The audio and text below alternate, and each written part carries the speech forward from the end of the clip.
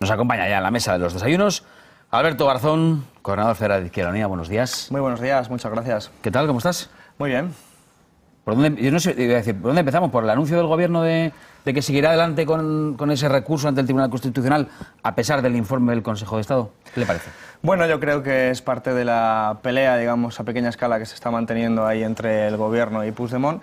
Lo que ocurre es que yo creo que debemos ser capaces de dejar de estromparnos contra los árboles y empezar a mirar un poco también el bosque. Y aquí el problema no es simplemente Puigdemont, el problema es que tenemos que ver cómo somos capaces de resolver lo que llamaríamos la situación catalana. Y la situación catalana va mucho más allá de pequeñas disputas sobre si se puede, que son importantes, sobre si va a ser quién va a ser presidente, quién va a ser el presidente de la mesa, como fue la semana pasada. El problema es más grande. El problema es que hay un 47% de votantes que optaron por partidos independentistas, ergo podemos deducir que quieren la independencia de una u otra forma, y que eso no es mayoría suficiente para legitimar ningún proceso de independencia unilateral, no cabe ninguna duda, pero que es un porcentaje suficiente como para pensar que hay que hacer algo más allá de mandar policías y jueces a resolver, que no resuelve nunca, el problema. Esto es algo que hay que afrontar, y si no lo afrontamos, pues vamos a estar día tras día, durante años tras años, con disputas de tipo burocrático y de judicial. Claro, la gran pregunta es, dice Alberto Garzón, hay que hacer algo más aparte de esgrimir la Constitución. Bueno, pero la pregunta es, ¿qué es ese algo más?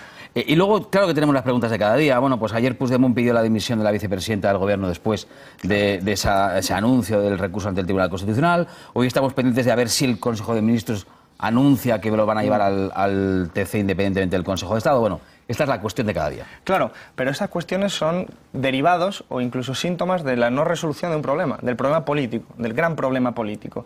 Y lo que hay que hacer es afrontarlo, y afrontarlo con una propuesta. Es decir, yo creo que hay gente como el Partido Popular y Ciudadanos que ha optado por ignorar el problema político y recurrir sistemáticamente a las cuestiones judiciales o policiales. Es una opción. Para mí no resuelve absolutamente nada.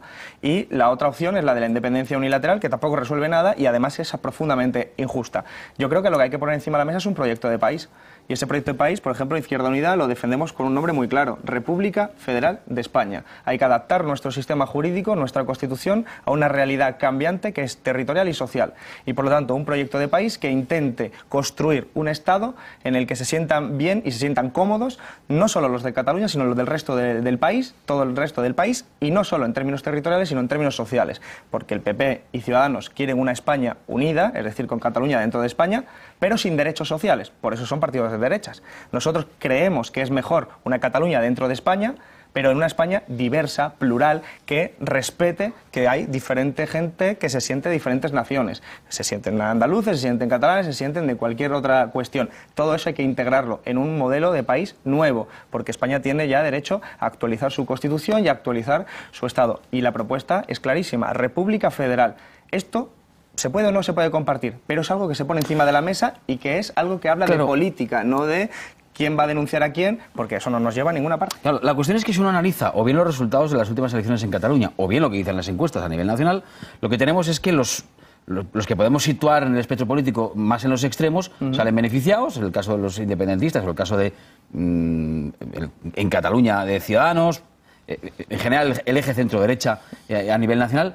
Claro, la propuesta que hace los comunes en Cataluña pues ha tenido el resultado que ha tenido, y el debate sobre si tiene Podemos y el debate sobre si se siente cómodo de Izquierda Unida en la postura que tiene Podemos en el encaje territorial del Estado, eso de momento no está teniendo buenos resultados, buena acogida en los votantes. Es correcto. De momento nosotros no hemos conseguido convencer a la mayoría de la población de que no hay que optar por ninguno de los dos bloques intransigentes, la independencia unilateral o el ignorar el problema político. No lo hemos conseguido, eso es cierto, y por lo tanto tenemos que hacer esa autocrítica, pero creemos que nuestra propuesta es la correcta, la propuesta de modernizar España, de actualizarla en función de nuevas realidades sociales que existen, y eso, insisto, no es solo una cuestión territorial. Pero también tienen que convencer a los ciudadanos de que esa propuesta es la correcta, porque por supuesto, de hecho esa es la tarea política y esa es la que nos estamos dedicando en cuerpo y alma. Es verdad que cuando tenemos debates que están polarizándose en términos emocionales y de banderas, lo que suele ganar no solo son los extremos, como tú planteabas, sino que suele ganar la derecha.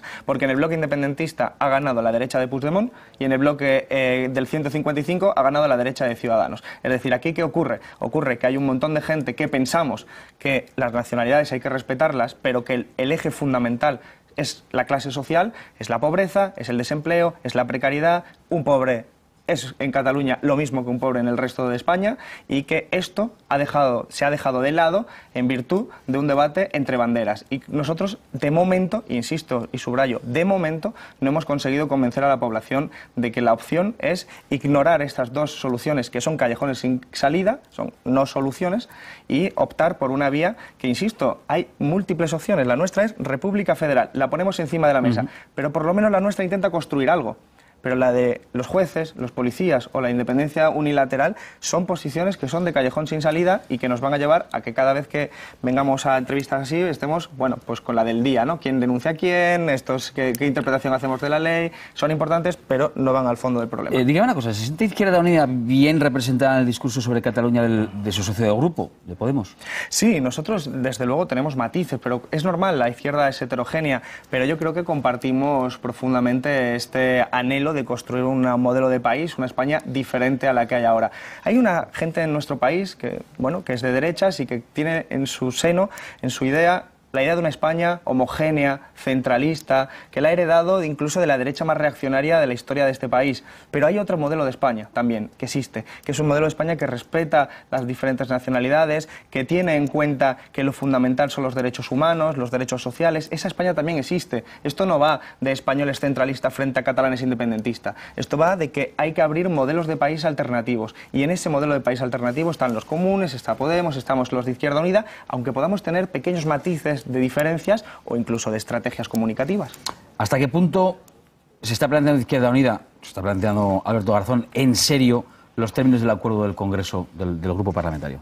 Bueno, nosotros lo que creemos es que es necesaria la unidad entre las fuerzas que formamos parte de lo que se ha llamado Unidos Podemos, es decir, Podemos, las confluencias, Izquierda Unida. Creemos que es necesario porque la sociedad lo exige, es decir, estamos en un momento de consolidación de la precariedad, de las tasas de desempleo con un absoluto nivel de inestabilidad, de incapacidad de desarrollar proyectos de vida digna. Eso exige que la izquierda actúe. Y para eso nosotros creemos que hace falta unidad, pero esa unidad hay que diseñarla, concretarla, de tal manera que pueda rendir sus mejores frutos. Y las confluencias que hicimos en el año 2015 fueron muy precipitadas para las municipales. La confluencia del año 2016, todo el mundo recordará, fueron unas elecciones anticipadas por repetición electoral y se diseñó de una forma también muy precipitada. En el marco de una semana apenas estábamos negociando todo y ahora, sin embargo, pues tenemos la posibilidad de negociar una confluencia de cara al 2019, donde va a haber bastantes hitos electorales, que esté más ajustada a lo que debería estar. Es decir, yo creo que la gente que siente una simpatía mayor por Podemos que por Izquierda Unida y la gente que siente una simpatía mayor por Izquierda Unida que por Podemos se pueda sentir referenciada en el resultante global. Hoy leemos en el diario.es, quiero que lo vea conmigo, esta información, esta foto que no sé de cuándo, no sé si es de archivo. Bueno, Alberto Garzón y Pablo Iglesias juntos, y dice el titular: Pablo Iglesias y Alberto Garzón facilitan las opciones de un acuerdo para las elecciones de 2019. Cuénteme ese acuerdo. Bueno, lo que estamos es manifestando la voluntad política de construir conjuntamente. Esto simplemente es una voluntad, ahora hay que concretarla, la forma en la que vamos a las elecciones de forma conjunta. Son elecciones que van a ser autonómicas, municipales y europeas, el mismo día, y probablemente antes tengamos las andaluzas. Por lo tanto, son muchos hitos en los que tenemos que afrontarlo en cada sitio de forma singular, pero en todos, a nuestro juicio, deberíamos ir unidos en la manera que corresponda a cada lugar y con más gente. No se trata solo de un escenario de Podemos o de Izquierda Unida. Pero insisto y subrayo, si nosotros en un escenario en el que la derecha se está reforzando en toda Europa, en América Latina e incluso en España, como estamos viendo en las encuestas, somos tan irresponsables de ir separados a unas elecciones como las municipales o autonómicas, estaremos generando un camino de rosas para que la derecha consolide su modelo de país para las próximas décadas en este país. Y eso significa consolidar la precariedad, la situación de miseria de una gran parte de los sectores más populares de este país, y eso, desde luego, no queremos ser responsables, sino que queremos combatirlo. Hoy hay otra propuesta que también tengo aquí, oficializada hoy mismo. El secretario general del PSOE en Madrid, José Manuel Franco, propone estudia una candidatura al ayuntamiento que sume todas las fuerzas progresistas. No sé si a usted le ha hecho llegar una invitación. Nosotros no hemos recibido absolutamente nada y somos parte del Ayuntamiento de Madrid, como todo el mundo sabe.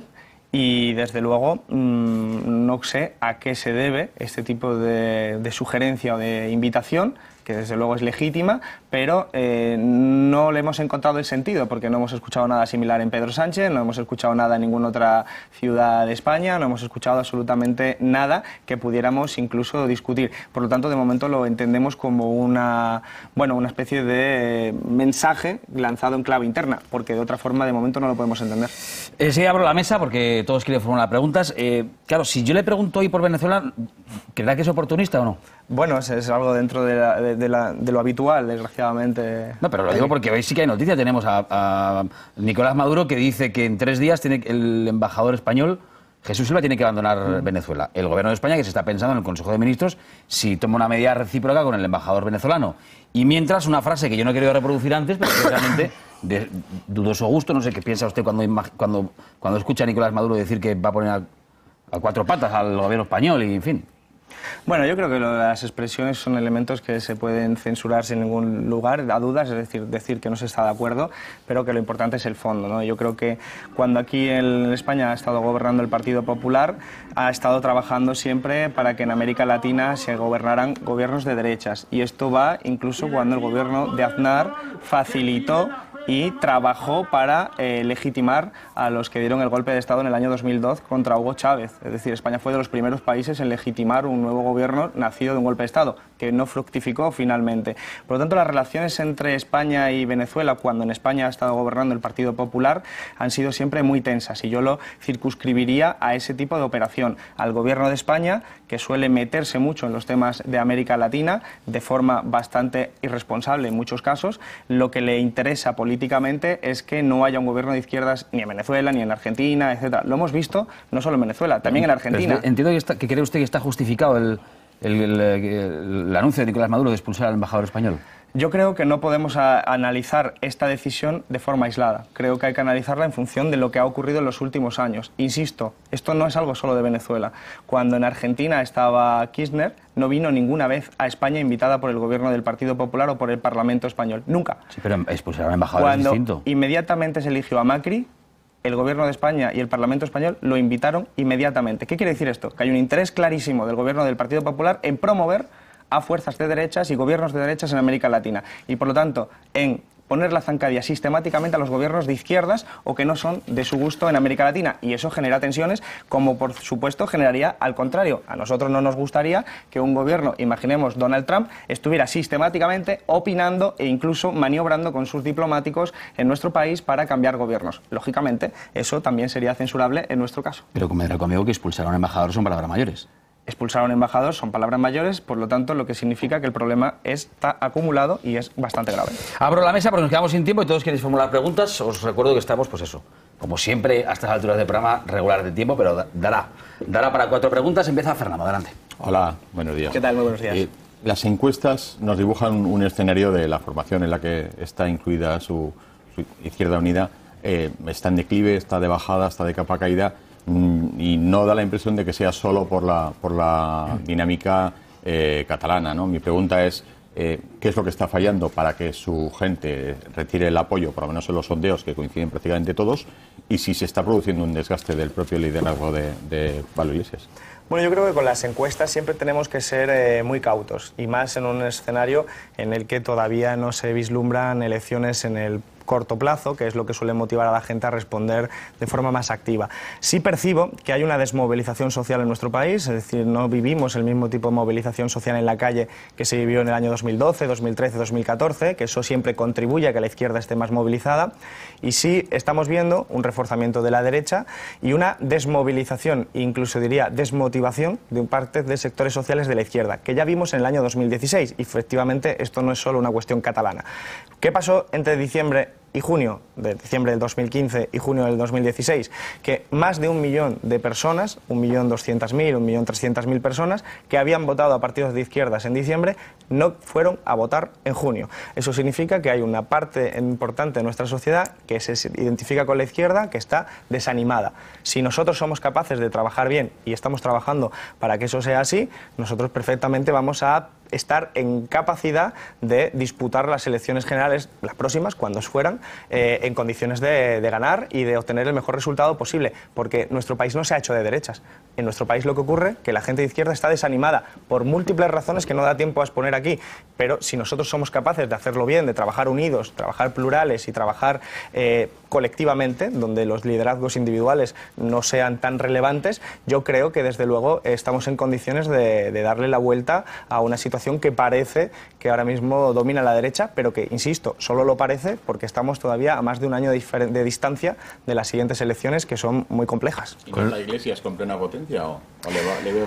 Bueno, yo creo que Podemos Podemos... mal de tiempo, Fernando, que no hay tiempo para repreguntas, pero venga. Que Podemos está bien, lógicamente ellos tienen que tener sus debates y sus ámbitos de decisión, nosotros los respetamos desde Izquierda Unida, pero nosotros creemos que si Podemos y nosotros trabajamos conjuntamente con muchos más actores, incluidas las confluencias municipales, estamos en condiciones de volver a animar a ese más de 1 millón de personas que dejó de votar entre diciembre y junio, y es más, a los nuevos votantes, que son más de 1 millón de personas las que van a votar en las nuevas elecciones y que son sectores sociales normalmente orientados hacia la izquierda que representamos. Os tengo que pedir a todos máxima brevedad. Sí, porfa. muy Enrique. rápidamente. Usted ha explicado que existe un principio de acuerdo con Podemos para ir a las elecciones del 19, autonómicas en 13 comunidades y municipales, pero que este principio de acuerdo se debe materializar.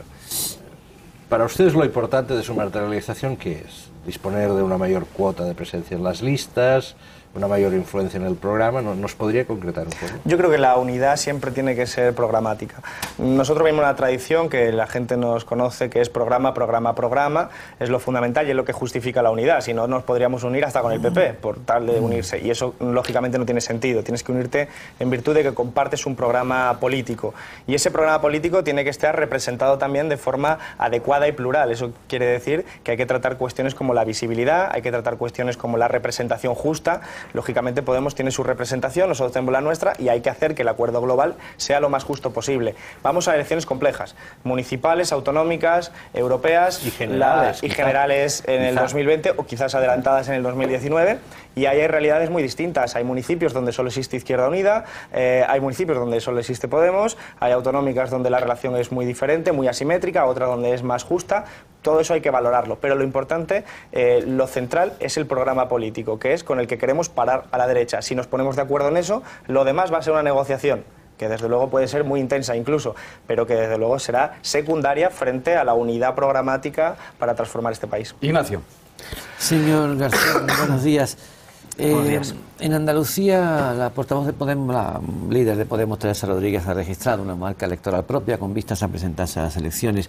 Me gustaría preguntarle cómo queda en esa situación Unidos Podemos y qué haría Izquierda Unida si efectivamente esa marca se activa para una oportunidad electoral que además podría ser adelantada, como usted bien sabe que hay rumores de adelanto a lo largo de 2018. ¿Participarían ustedes bajo esa sigla? Bueno, nuestra intención es, como decía anteriormente, es ir conjuntamente a las diferentes elecciones junto con Podemos y con más actores, otros partidos políticos y actores sociales organizados. Desde luego, esta decisión de registrar esa sigla corresponde única y exclusivamente a Podemos, que lo hizo por razones de naturaleza interna en las que yo no me meto. Pero lo que sí tenemos claro es que más allá del nombre tenemos que ir conjuntamente y hay que trabajar para hacerlo, porque creo que la alternativa a Susana Díaz, que es una alternativa a la derecha del Partido Socialista, no puede venir por más derecha, no puede venir por Ciudadanos o por el PP, tiene que venir por la izquierda. Y por lo tanto, si somos capaces de sumar fuerzas entre Podemos Andalucía, Izquierda de Andalucía y otros actores sociales y políticos, estaremos en condiciones de que la alternativa en Andalucía sea un giro a la izquierda y no a la derecha. Eso es lo que queremos conseguir. Por lo tanto, habrá que ver también cómo eso cristaliza, cómo materializa. ¿Cuál es el nombre final? Yo creo que el nombre final tiene que representar a las dos fuerzas. Tiene que aparecer claro que está Podemos, tiene que aparecer claro que está Izquierda Unida, porque hay gente que, siendo de Izquierda Unida, quiere votarnos, pero a lo mejor no simpatiza tanto con Podemos, y viceversa. Y lo que queremos hacer es que no se queden en casa, sino que vayan a votar, porque lo rico de una confluencia es que hay gente diferente, hay gente que piensa distinto, pero que estamos trabajando por una causa común, que en este caso yo creo que merece la pena. Esther. Le preguntaba a Sergio por la cuestión de Venezuela, y usted ha hecho una enmienda a la totalidad a la política del gobierno en esta materia, pero yo sí quiero preguntarle, porque lo que no ha dejado claro, sí una diferencia conceptual, pero cuando tenemos al embajador nombrado persona non grata y expulsado, la respuesta que dice el ministro que tiene que ser recíproca y proporcional, ¿cuál debería ser? Más allá de revisar la política exterior, que ya ha dicho usted que conceptualmente es distinta, ¿qué debería hacer hoy el Gobierno? ¿Qué debería decidir en el Consejo de Ministros de forma recíproca y proporcional?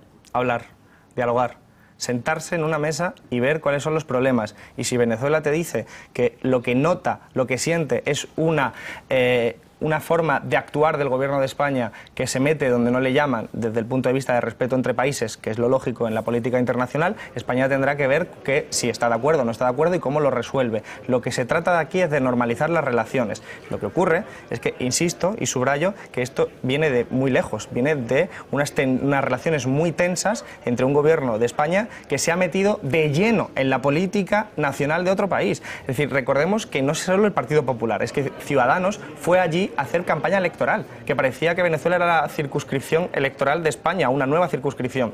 Imaginemos que ahora vienen los candidatos de Venezuela o de otro país internacional y vienen a España a criticar a nuestro país, a hacer campaña con todos los medios de comunicación y demás. Lo notaríamos como una especie de mal gesto, como mínimo. Y yo creo que cuando a eso le sumamos la política internacional de Estado, es decir, que los diplomáticos, los embajadores trabajan sistemáticamente para destrozar un gobierno, lógicamente las tensiones se incrementan. La solución es muy sencilla, ponerse a hablar y normalizar las relaciones. Y tener con Venezuela las mismas relaciones que tienes con Colombia, con Argentina, con cualquier otro país europeo, que son de cordialidad, aunque tengas diferencias. Aquí lo dejamos, esa cámara que tenemos enfrente se acerca a la posición de Alberto Garzón y aprovecho para dejarle ese rotulador y agradecerle que Alberto Garzón, coordinador federal de Izquierda Unida, cuya firma vamos a ver ahora. La firma, ¿no? Perfecto. La firma.